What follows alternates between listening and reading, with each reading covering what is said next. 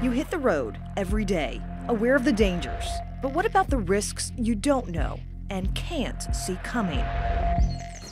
Every time I think about it, I just get the chills. Nearly 2 months ago, This was mine, and then this one was his.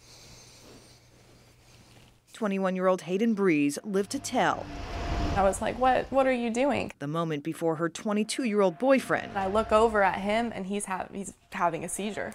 drove straight He was wearing it the day he passed. into a pond. I look back, and we're in water. I'm just screaming his name, just trying to get him to come to.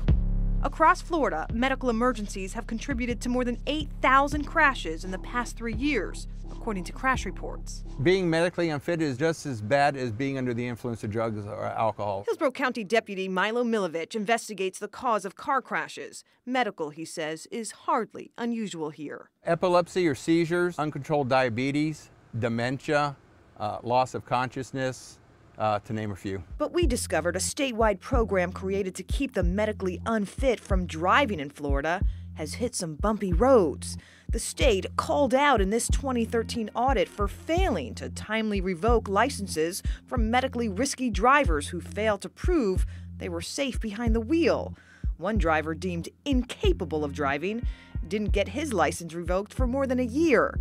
It's system failures the state blamed on human error and vowed to fix with automated systems. But fast forward to this year, and we found another state report showing nearly the same problems. In fact, of 50 cases examined by auditors, follow-ups didn't occur nearly 20%, leaving medically risky drivers still licensed to share our roads. And that's dangerous. Orlando neurologist Dr. Ira Goodman serves on the state board that decides who's medically unfit to stay licensed. Are you surprised at these findings? No, based on the number of drivers we have. Right now, the state is monitoring nearly 75,000 medically risky drivers. We can't tell you how often it fails to follow up on them. Medical records are private, which means our only insight into this issue is 2 state reports 5 years apart but show similar problems.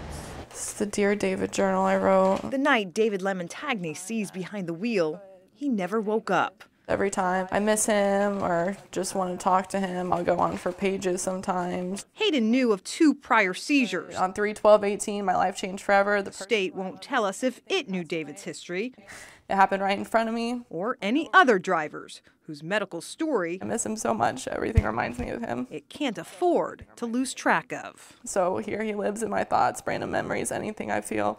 I want to say to you, David, I love you most.